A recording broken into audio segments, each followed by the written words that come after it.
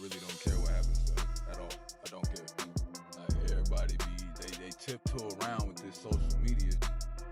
But what y'all don't get is that it be real consequence for y'all little flexes, y'all quick flexes for $300 that you need. It be consequence. Chaos hit the backyard when Teyana fainted right in the middle of Iman and Aaron's heated screaming match. Nobody in that house that day thought it would go that far.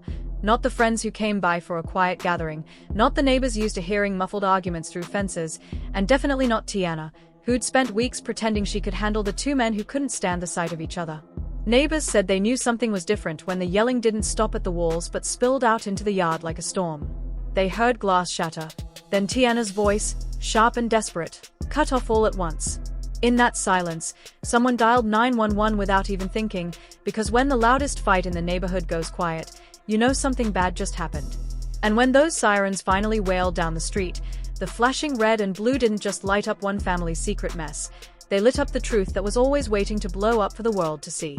It started inside. Like it always does, words that sting like slaps, blame that never really leaves the air even when things are good for a minute. Witnesses say Iman and Aaron were already eyeing each other across the living room like wild dogs, waiting for one to move first. Nobody knows exactly who threw the first insult that day. Maybe it was Iman, tired of Aaron showing up uninvited. Or maybe Aaron, tired of Iman acting like he owned Teyana's whole life. Either way, the words turned sharp quick, echoing down the hallway until they broke through the back door and crashed into the yard. People across the fence swear they heard every word, threats, curses, wild promises that this time someone would get what they deserved. Teyana ran after them, trying to stand between two storms. She begged them to stop, arms out, voice cracking, but they didn't even hear her anymore. Aaron pushed past Iman to get closer, a drink knocked over and shattered on the patio like a warning shot. That was when the neighbors say Teyana's whole face changed. The strength she'd been clinging to slipped right through her hands. 1 second she was yelling, the next she crumpled onto the grass like her body just gave up on keeping the secrets any longer. And by the time her friends saw her lying there, the argument turned to frantic shouts for help, too late for apologies, just in time for flashing lights. The first police cruiser tore down the street so fast the sirens rattled every window on the block. People peeked through blinds, phones already out, ready to catch whatever disaster was happening next door. When nobody answered the door, the cops didn't bother knocking twice. They swung open the gate and stepped right into the backyard chaos, past stunned guests who looked like statues. What they found was exactly what the neighbors' shaky videos show now: Iman and Aaron nose to nose, fists balled, words flying so fast nobody could even understand them anymore. All while Teyana lay only feet away on the cold grass, her breath so shallow a friend knelt down just to make sure it was still there. An officer yelled for them to step back. One pushed Aaron away, another shoved Iman toward the fence like he was about to bolt. EMTs cut through the shouting like it wasn't even there, checking Teyana's pulse, pressing a mask over her face as gently as you can when a person is surrounded by madness. The cops split Iman and Aaron up fast. No more chances for them to tear each other apart while Teyana lay there fighting to wake up. But maybe the most shocking moment was when Iman's face broke, panic twisted over anger. And for once, he looked like a man who realized maybe this fight had gone too far.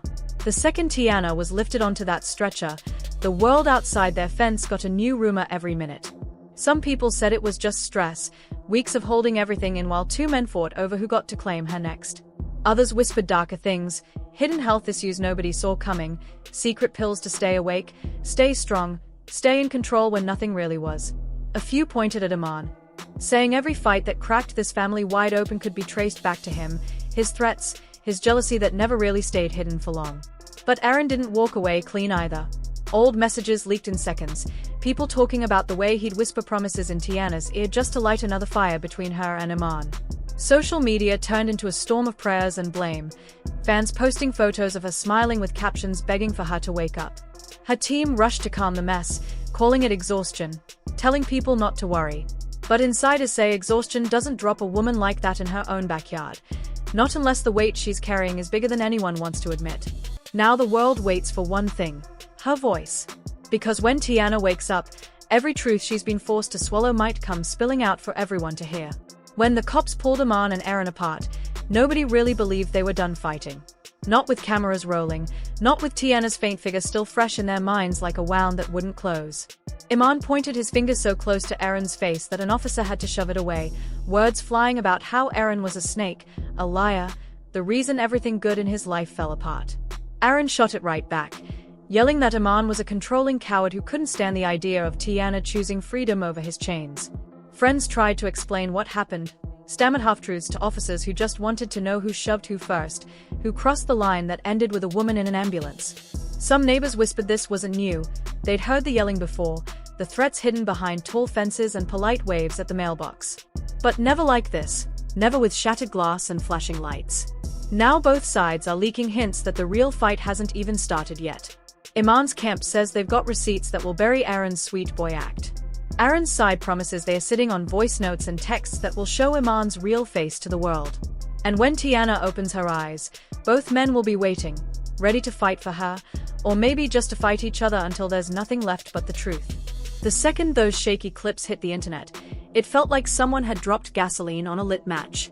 Within minutes, timelines were flooded, group chats exploded, and everyone with a screen suddenly had an opinion.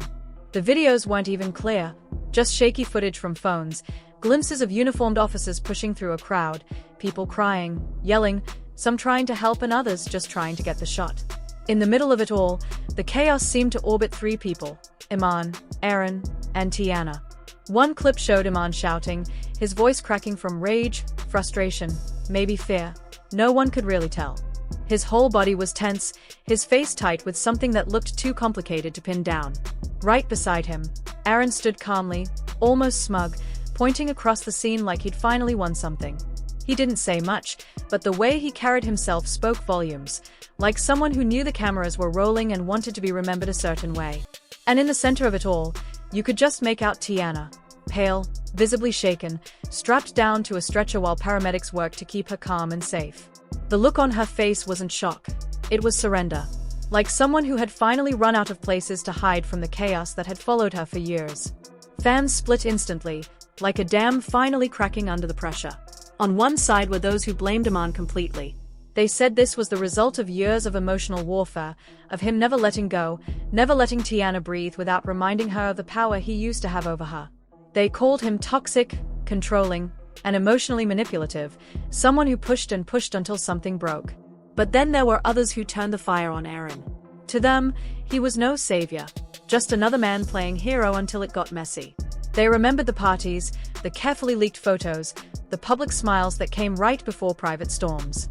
Some accused him of fanning the flames on purpose, of showing up to family events not to support, but to stir the pot, drop a grenade, and walk away while everyone else scrambled to pick up the pieces. The meme pages made everything worse. Screenshots of Iman's face mid-panic were plastered next to Aaron's barely there smirk.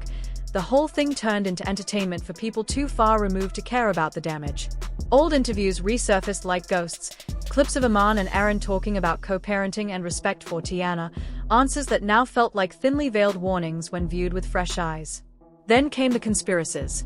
Some people said Teyana planned the whole thing, that this was her only way out, let it all crash in public so no one could deny it anymore. Whether that's true or not, the world isn't focused on who's guilty. They are waiting, breath held, for what happens when Teyana opens her mouth again. Behind closed doors, both sides are scrambling like roaches when the light flicks on. Insiders say Iman's team is pushing for a restraining order, a legal brick wall to keep Aaron so far away he'll need a map just to find her name again.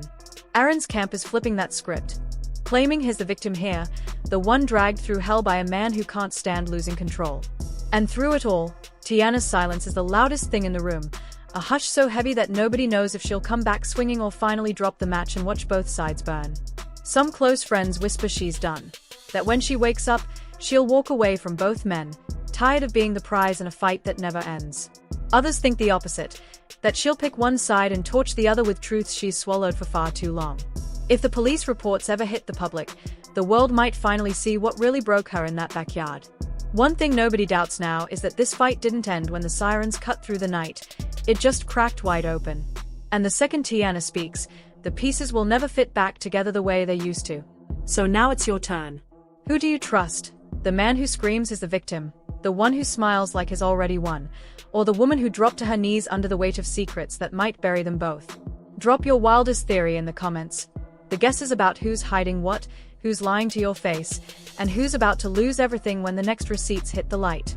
If you want every leaked message, every half-buried recording, every moment these men tear each other apart for a woman who might be done with both, you know what to do.